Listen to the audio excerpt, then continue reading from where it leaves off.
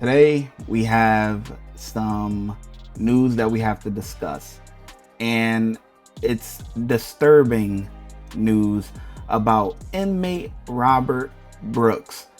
Some of you guys that watch me, you know that I was a former correction officer for 7+ years, but you guys probably do not know where I worked. And we have an incident that took place at Marcy Correctional Facility, located in Marcy, New York. And I used to work right across the street from there at Mid-State Correctional Facility. Now, I've been to Marcy.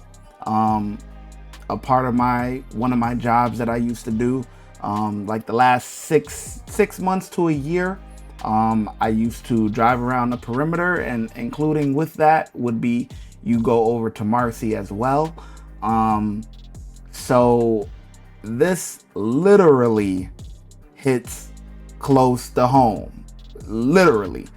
So yeah, we have inmate Robert Brooks, who was serving a 12-year sentence for stabbing his girlfriend. Initially, he was charged with attempt murder, but he pled down to like assault, something like that, and got 12 years. And the situation, right, is pretty crazy because he was at a place called Mohawk Correctional Facility, which is maybe about 5 miles down the road. Like it's that area, right, where these, first of all, where prisons are at, they're up in the mountains. You know what I'm saying? Inmates or people will say, yo, you going to the mountains, you know what I mean? Because it's in like farmland and stuff like that, right? So it's in like the middle of nowhere, right? So the thing is that you have a lot of these correctional facilities. So this particular place, you have Marcy, which is on one side, and then across the street, directly across the street, is the New York State Psych Center and also Mid-State Correctional Facility. Now, if you go a little further down the road, like, go maybe about, like I said, about 5 miles or something like that, you're going to come across Mohawk Correctional Facility, and that is where this inmate was at initially, right? And this inmate was having some problems at Mohawk. From what I heard, just talking to people that I know, I'm not I don't work there anymore, so I don't, well, I never worked at Mohawk, but you kind of get the gist of it, right? From what I was hearing is that this inmate, he's a problem inmate, which that means he gets into it with other inmates, he gets into it with correctional staff, or it could be civilian staff and stuff like that. And an incident happened where he got transferred to Marcy. Now, just by them doing a transfer at Marcy at, I think the assault happened at like 9 o'clock at night or something like that. So for them to do a transfer from at night tells me that an incident occurred, because when inmates get transferred, it's typically throughout the day, like during day shift. It might be like anywhere from like 8 o'clock to like 4 p.m., something like that, 4 or 5 p.m. But in the middle of the night, in nighttime like that, 9 p.m., no, transfers do not typically happen unless an incident happened. So from what I'm hearing is that the inmate got into it with some guys at Mohawk Correctional Facility, and they put a transportation team together, and they decided to transfer him to Marcy. Now, with problem inmates, there is a word that's going to get out. Let's say, for example, if you're an inmate, right? Let's say you're a snitch. You had a court case, you snitched, right? Let's say you're at one jail and it's known that it came out that you're a snitch. Well, just because you get transferred, right, doesn't mean that that other facility isn't going to figure out that you're a snitch, right? It's the same thing. Or let's say you've assaulted some kids or something like that, right? Inmates don't like that. Nobody likes that, right? And in general, you know what I'm saying? So that person is probably gonna have a rough time, right? So if you sexually assaulted a little girl, that's your crime, right? And you go to jail, whatever, something may happen to you, whatever, you get transferred to another jail. You would think, oh man, whew, they're not gonna find out. They don't know. Well, no, they're gonna know that you still assaulted. So you're gonna have a rough time every place you go. Now, if you're a problem inmate, that's the same thing. If you are giving, staff a hard time and stuff, that's going to follow you to your next facility. I'm just keeping it real. That's just what it is. So things do happen, things do occur. But what happened here is way left field, because what you're gonna see, and we're gonna go over some of the footage, what you're gonna see is that the inmate is cuffed behind his back. That's crazy. That's insane. That's literally. So you're beating the guy, and he's cuffed behind his back. He can't even try to defend himself or anything. Like, that's just absolutely way out of bounds. You know what I'm saying? The guys like that, we think of those guys like, they were probably bullied at school or something like that, their whole life, and they finally got a little piece of authority, and they're just, because, that's not the culture in, at least the jails that I've been. You know what I'm saying? Like, do things happen? Things happen. Things do happen. But being cuffed behind the back and you can't defend yourself, a lot of officers look at those officers as, you're a coward. You know what I'm saying? That's.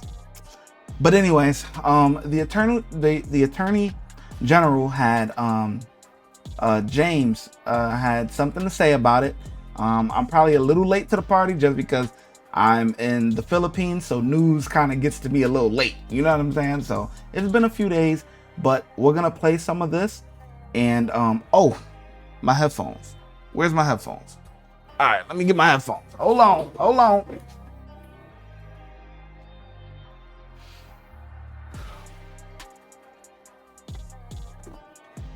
Okay.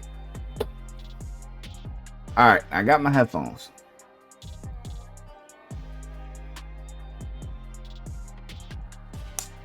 All right, so, news gets to me a little late, but we're going to go over this because a lot is going on, and, I've covered the normal body cam footage, but, I was never a police officer or anything like that, so I can't give any insight on that. But corrections, this, I wore this exact same uniform. You know what I'm saying? I worked across the street from you know what I mean? So I can give a little bit more insight on what's actually, what probably happened here, which I do not condone, which is completely wrong. And this was murder. So let's get into it. Let's see, what has been going on here. Let's see what the Attorney General has to say. I do not take lightly the release of this video, especially in the middle of the holiday season. But as Attorney General, I release these videos because I have a responsibility and duty to provide the Brooks family, their loved ones, and all New Yorkers with transparency and accountability. At this time, it is unconfirmed why Mr. Brooks was transferred and taken to the medical room in the first place. And according to the... Well, okay. Well, we're going to give you a little bit more clearance on that. But yeah. So, okay. So we're going to go over this footage, right? And the thing is that with correctional facilities, it's hard to get footage. It's not like, it's not like, doing a FOIA request and, yeah, you can get it, but it's not, it's a way different. The state prisons work a lot different than local law enforcement. That's why you do not see a lot of times footage from inside the correctional facilities. Now, when I started in corrections, it was in a transition period from old school to new school. And in New York State, we just had, when I joined, a inmate escaped. Right before that, 2 inmates escaped. One ended up getting captured, and one ended up getting killed, during them trying to capture him and stuff like that. So right after that, the state implemented these body cams. Now, not everyone has a body cam, okay? Not every officer has a body cam. The only ones that really have body cams are supervisors, right? So your sergeants, maybe your watch commander or lieutenant, stuff like that, or people who have respond jobs. So what I mean by a response is if an altercation is happening on a housing unit or something like that, not the officer that's on the dorm, he's not going to have a body cam, but the responding officers are most likely going to have body cams. Okay. So that's why these guys, you only see, they only got like 4 guys, body cam footage. And another thing about this whole situation, now you'll probably have some, another thing about this situation is that you're going to see this body cam footage is not going to have any audio. The reason why it doesn't have any audio is because they never hit record. Okay. These officers never hit the record button. So the body cam that you see, and it's similar to police body cams, they're the same thing. But once you hit record, right, then you'll see the audio, you'll hear the audio, and you'll see the footage. Now, but these cameras, as long as they're powered on, they're recording, right? But a lot of people don't know that. So these officers think because that they didn't hit record, they can't see anything. But you can go into the cloud storage and recover the footage as long as the cameras are actually powered on. So the cameras are powered on, but they did not hit record. That's why you will not hear any audio during this footage right here. So let's actually go and see some of this footage right here. And it is graphic. If you're sensitive,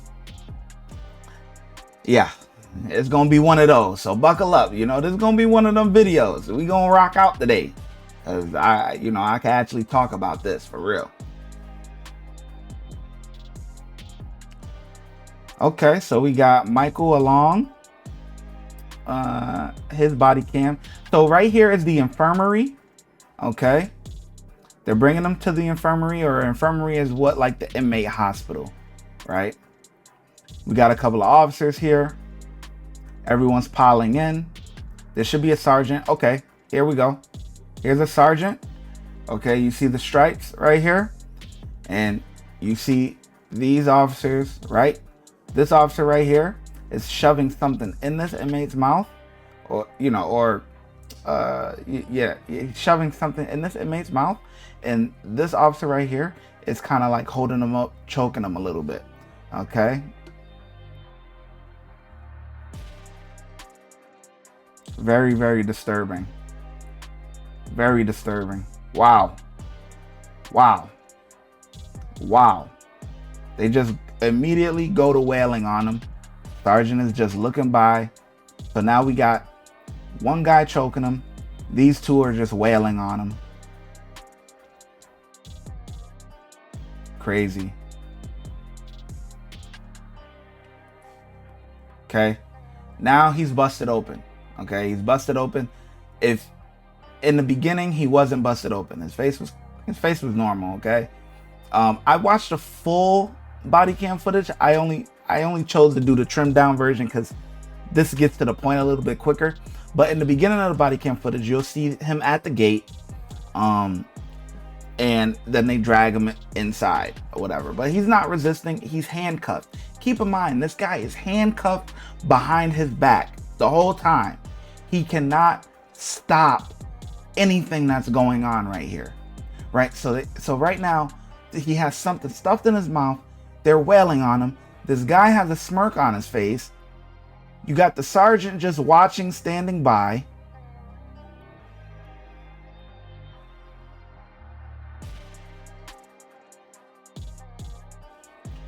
And now the officer hits him with something. And people were wondering, well, what is this guy hitting him with, right? What he's hitting him with is his own shoe. Not his shoe, but the inmate's shoe. Okay? The inmates, they wear boots. Every inmate gets a pair of white shoes and black boots. So a lot of inmates wear boots. Like if they're gonna go to programs, if they're gonna go to, anywhere, a lot of times they gotta wear their black boots. So that's what he has. That's what he has on, and they're pretty. The heel is pretty strong. You know what I mean? But this guy, look at this. This guy just lifts him up by his neck. Keep in mind, this guy is handcuffed behind his back. This guy right here, these are not some young guys, right? These are some guys that have been in the prison system for a while. Like they've been correction officers for a long time,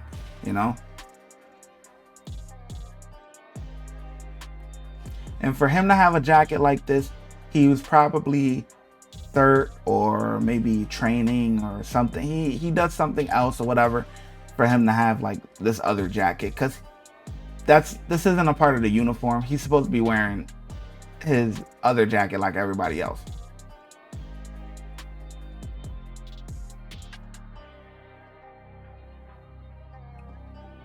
Poor guy is helpless, man.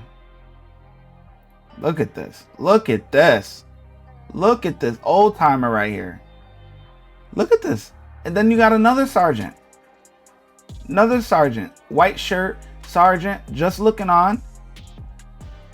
1, 2, 3. And this guy's just standing here. I think that's the other sergeant. And then you got this guy who is about to give him the boots. Literally. Crazy.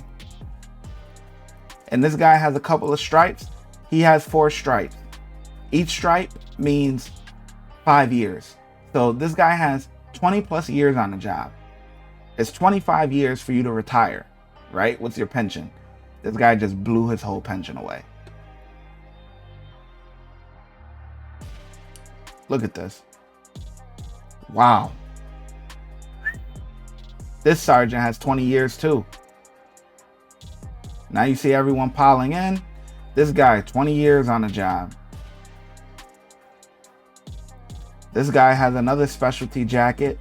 He's probably something, something else or whatever. Like, probably has another little job, But look at this.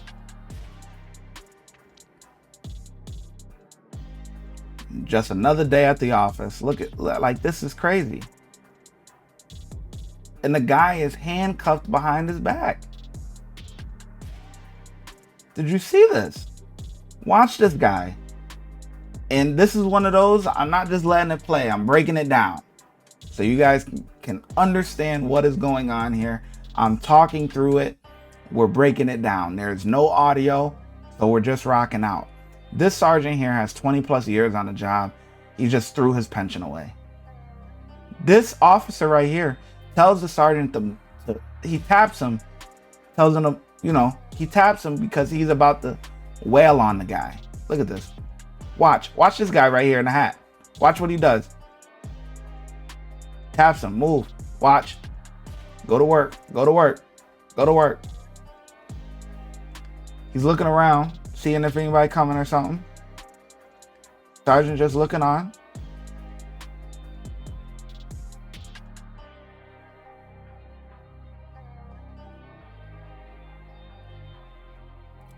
It's crazy.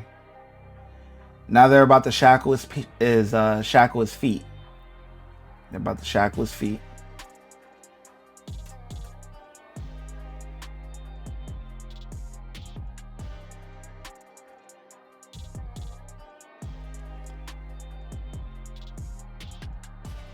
Now keep in mind, none of these guys turn their cameras on. That's why there's no audio. So this guy's laughing.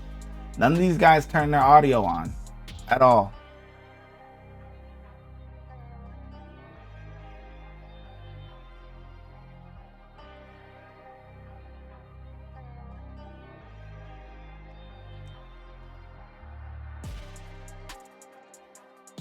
Wow. Wow, wow, wow. This guy cannot defend himself at all.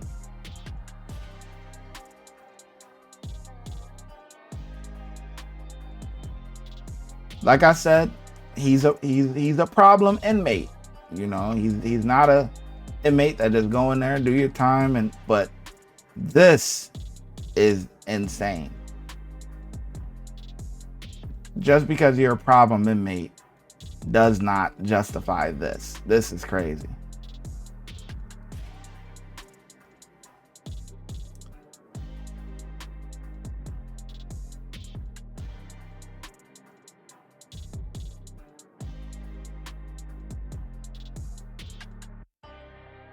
So it looks like they're probably waiting maybe for a nurse or something, because it's 14 people all together.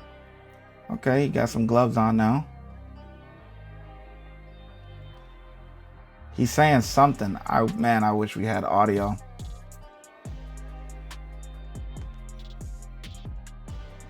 He can barely stand. This is the nurse.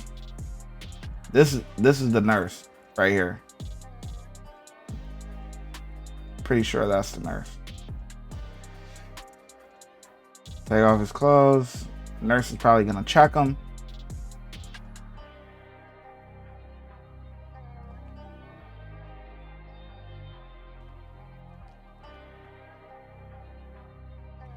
Yeah, that's the nurse. And the nurse got caught up in this too, because they all got fired. And I'm pretty sure there's going to be charges drawn. There's definitely going to be charges filed on these guys.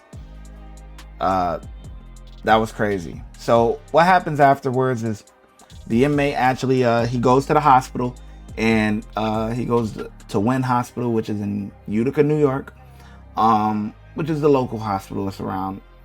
And he ends up passing away. So the assault happened at like 9 something, and then like 4:30 or something like that the next morning is when he passed away. So now imagine he doesn't pass away. This footage doesn't get out. This doesn't get talked about, really, at all.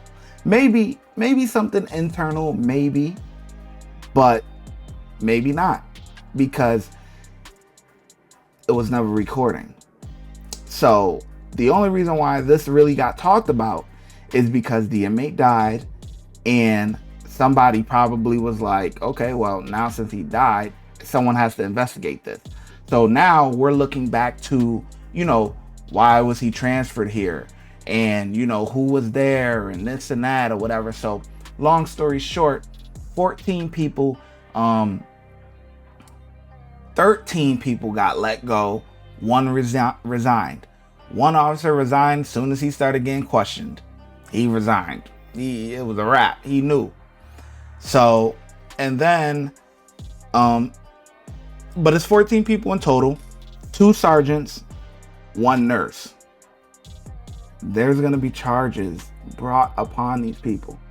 And this is not a reflection of the vast majority of correction officers.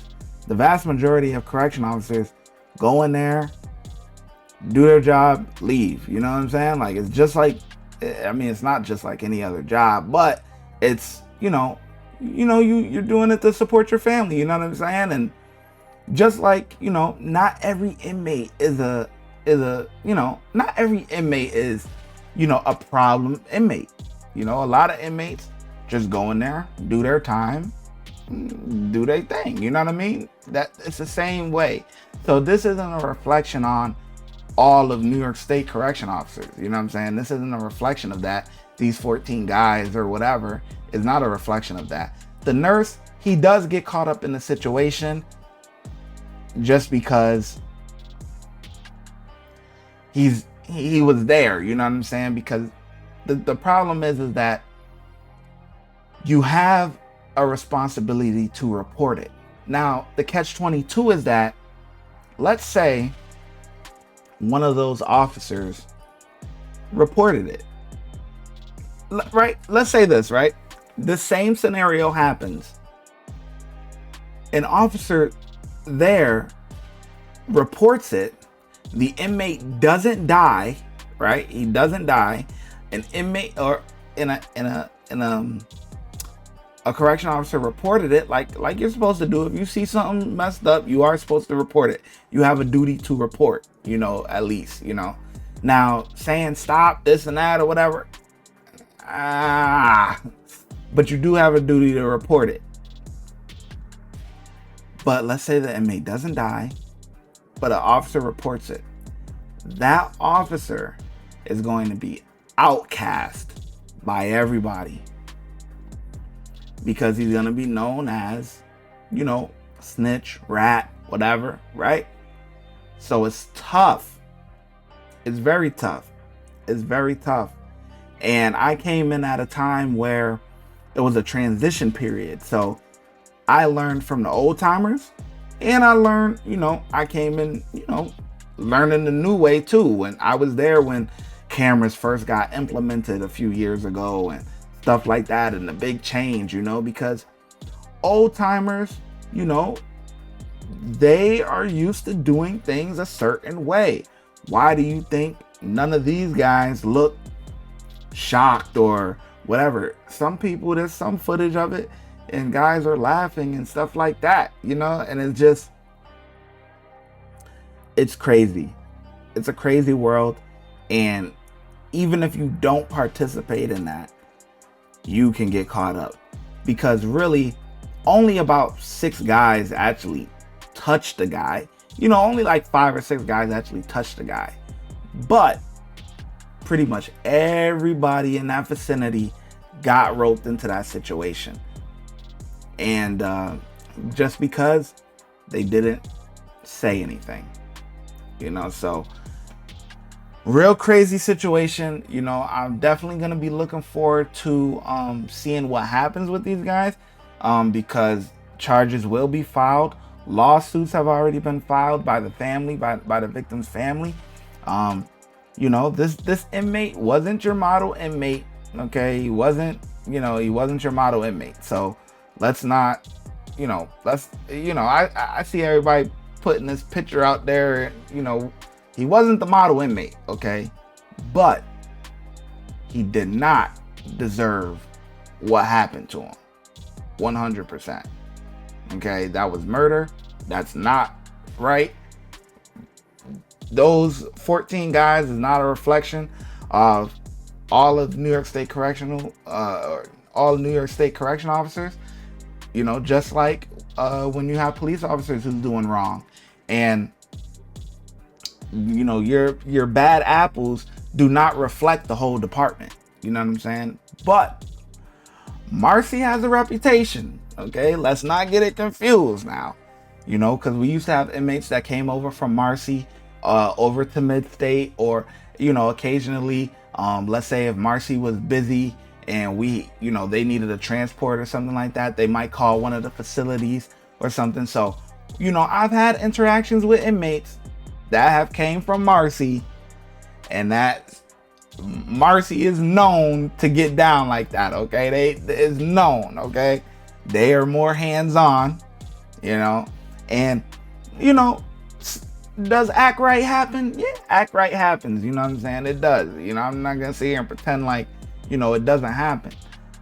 But there's, you know, when you're cuffing an inmate behind his back and beating him like that, the guy doesn't even have a fighting chance. That's insane. That's literally insane. You know, I know, you know, there used to be officers who do a one-on-one with an inmate. You know what I'm saying? It might get it on and popping, you know, one-on-one. You know, that's the old school way. You know what I'm saying? That's the stories that, you know, used to be heard and all that, whatever. But that's, you know, inmate officer one-on-one. You know what I'm saying? That's not a officer beating an inmate that's handcuffed. Like, come on, are you serious? Like, who does that? Like, that's just insane. You know, so you do have bad apples in corrections. And man, when this story broke and I heard about this, I'm like, really? Where I'm like, this is my area. This is like, it gets no closer to home than this. You know what I'm saying? It hits no closer to home. So I definitely had to cover it. If you guys have any questions, leave a comment. You know what I mean? Like, leave a comment, and you know, I read most of the comments and stuff like that, and you know, and I'll answer it. But this is a long one. This was a lengthy one. But most correctional officers, because I do see videos going out that, you know, oh, all the officers is like that. No, all officers is not like that, and stuff like that doesn't happen every day. I watched one guy do a reaction who was a former inmate, and he was like, you know, yeah, this happens all the time. This is just another day or whatever. Inmates ain't dying every day, like, by correction officers. Like, that's not, no, like, let's not put that out there like 90% of the officers are like these 14 guys. No, okay? You might have 90% decent, and then you're 10% that's like, you know, or you're 15 or 20, you know, whatever, something like that. But most of your officers, man, they just trying to collect a check, go home, feed their family, man. Honestly, you know, just like most inmates, they trying to do their time and go home. Most inmates, you know, I wouldn't say every inmate is a problem inmate. And when we think about problem inmates, that's people that are constantly getting into stuff. You constantly getting into it with other inmates. You constantly getting into it with staff. You know, those inmates, you know, you're probably gonna have a tougher time. You know, go in there, do your time. You know, that's it. Everybody that works there wants to make it back to their family. Everybody wants to, you know, inmates and staff want to leave prison the same way they went in. Okay? And that's the goal. We'll be covering it when trial starts, because these guys are definitely getting indicted. Watch when I get in the mood. No time for the fakes. When you see me, I see you, no FaceTime. Shoot my shot, green beam. 2K shit that get a nigga lean.